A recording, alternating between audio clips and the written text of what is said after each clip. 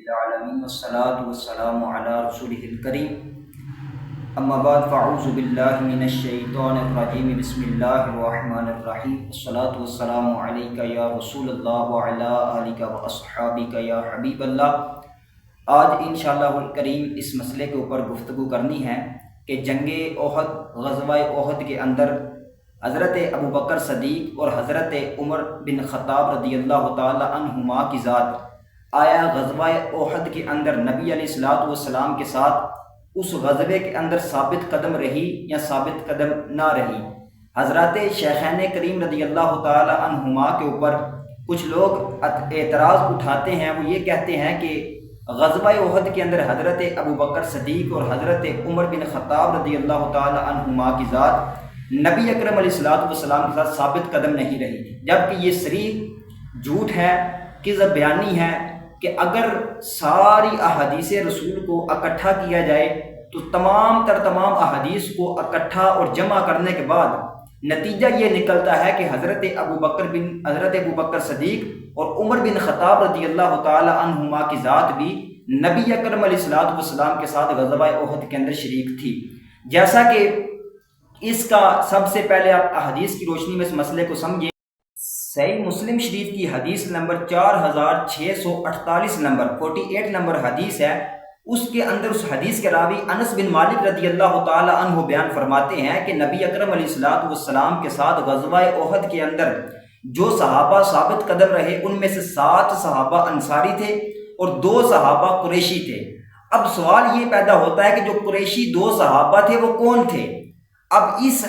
2 صحابہ جو قریشی تھے ان کو سمجھنے کے لیے ایک اور حدیث کا سہارا لینا پڑے گا۔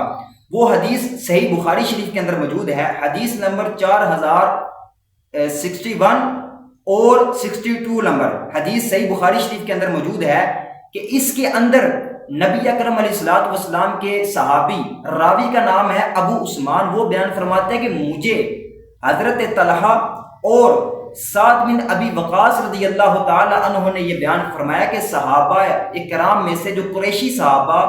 نبی اکرم علیہ الصلوۃ والسلام کے ساتھ موجود تھے 2، وہ حضرت طلحہ اور سعد بن ابی وقاص تھے۔ یہ صحیح بخاری شریف کی حدیث ہے جو غزوہ احد میں نبی علیہ الصلوۃ والسلام کے ساتھ شریک تھے۔ اب سوال یہ پیدا ہوتا ہے تو پھر ابو بکر کہاں تھے؟ عمر بن خطاب کی ذات کہاں تھی؟ مولا علی کرم اللہ تعالی وجہہ الکریم کی ذات اقدس وہ کہاں تھی اس موقع کے اوپر؟ تو اس کا جواب یہ ہے کہ شارحین نے یہ جواب دیا کہ وہ اس وقت جو ہے وہ جنگ دشمن کا مقابلہ کرنے کے لیے وہ دشمن کے سامنے تھے، وہ جنگ کر رہے تھے، اس وقت نبی علیہ الصلوۃ والسلام کے ساتھ شریک وہاں پہ اس منظر اس وقت اس جگہ میں حضور کے ساتھ کھڑے نہیں تھے، بلکہ وہ تو دشمن کا مقابلہ کر رہے تھے یہ 2 سال۔ اب اس کے علاوہ اگر نہیں جی ہمیں کئی حدیث بتاؤ، کوئی ایسی حدیث بتاؤ کہ جس کے اندر یہ ہو کہ ابو بکر بھی اس غزوہ احد میں شریک تھے، ثابت قدم تھے، عمر بن خطاب کی ذات بھی ثابت قدم تھی، تو اس کا بھی حوالہ اب سماعت فرما لیں۔ طبقات ابن سعد کے اندر امام ابن سعد رحمۃ اللہ علیہ نے اس حدیث کو نقل کیا، جلد نمبر 2 ہے، صفحہ نمبر 270 کے اوپر اس بات کو نقل کیا، فرمایا کہ حضرت ابو بکر صدیق رضی اللہ تعالی عنہ کی ذات اس وقت غزوہ احد میں میرے مصطفیٰ کریم علیہ الصلوۃ والسلام کے ساتھ ثابت قدم رہی تھی۔ اس حدیث کا پھر حوالہ سماعت فرمائے۔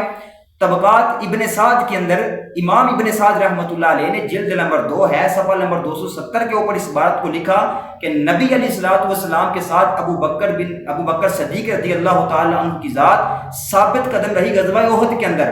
پھر عمر بن خطاب کی ذات کہاں ثابت قدم رہی؟ اس کی دلیل کیا ہے؟ تو دلائل النبوہ کے اندر امام باقی رحمۃ اللہ علیہ نے اس حدیث کو نقل کیا کہ نبی علیہ الصلوۃ والسلام جب ایک چٹان کے اوپر چڑھے تو حضور علیہ الصلوۃ والسلام کا کچھ کافر تعاقب کرنے کے لیے جب حضور علیہ الصلوۃ والسلام کے قریب پہنچے، چٹان کے قریب پہنچے، تو نبی علیہ الصلوۃ والسلام نے صحابہ کو آواز لگائی کہ صحابہ ان کفار کو میرے قریب نہ آنے دینا، ان کا پیچھا کرو، ان کو روکو۔ تو اس وقت حضرت عمر بن خطاب رضی اللہ تعالی عنہ کی ذات نے جو ہے وہ جہاد کیا اور کافروں کو روکا، حضور کے قریب نہ آنے دیا۔ تو یہ دلائل النبوہ کے اندر موجود ہے کہ عمر بن خطاب بھی غزوہ احد میں میرے حضور علیہ الصلوۃ والسلام کے ساتھ کھڑے تھے، ابو بکر بھی کھڑے تھے، عمر بن خطاب بھی کھڑے تھے اور مولا علی بھی کھڑے تھے۔ یہ تینوں ہستیاں نبی علیہ الصلوۃ والسلام کے ساتھ غزوہ احد کے اندر مشکل لمحات کے اندر میرے حضور علیہ الصلوۃ والسلام کے ساتھ کھڑی تھی۔ اب اس کے بعد یہ تو وہ دلیل ایک میں نے دی ہے اس بات کے اوپر کہ عمر بن خطاب بھی کھڑے ہیں، ابو بکر صدیق بھی کھڑے ہیں، مولا علی بھی کھڑے ہیں نبی علیہ الصلوۃ والسلام کے ساتھ۔ لیکن ساتھ میں ایک اعتراض رافضی کا نقل کرتے چلوں۔ ایک رافضی ہے، اس کا ویڈیو سننے کا موقع ملا ہے، وہ یہ کہہ رہا تھا کہ ایک حدیث کا سہارا لے کر، وہ حدیث فضائل صحابہ کے اندر، امام احمد بن حنبل والی جو فضائل صحابہ اس کے اندر، پھر اس کے علاوہ مستدرک الصحیحین کے اندر، ہلیۃ الاولیاء کے اندر یہ والی حدیث موجود ہے۔ وہ سہارا لے رہا تھا کہ نبی علیہ الصلوۃ والسلام کے صحابی ابو بکر صدیق رضی اللہ تعالیٰ عنہ تشریف لے کر آئے اور آ کر کہا کہ دیکھو جی، جس وقت میں بھاگے ہوئے اسے واپس لوٹ کر آیا تو دیکھا تو مولا علی حضور کے ساتھ جنگ لڑ رہے تھے غزوہ احد کے اندر۔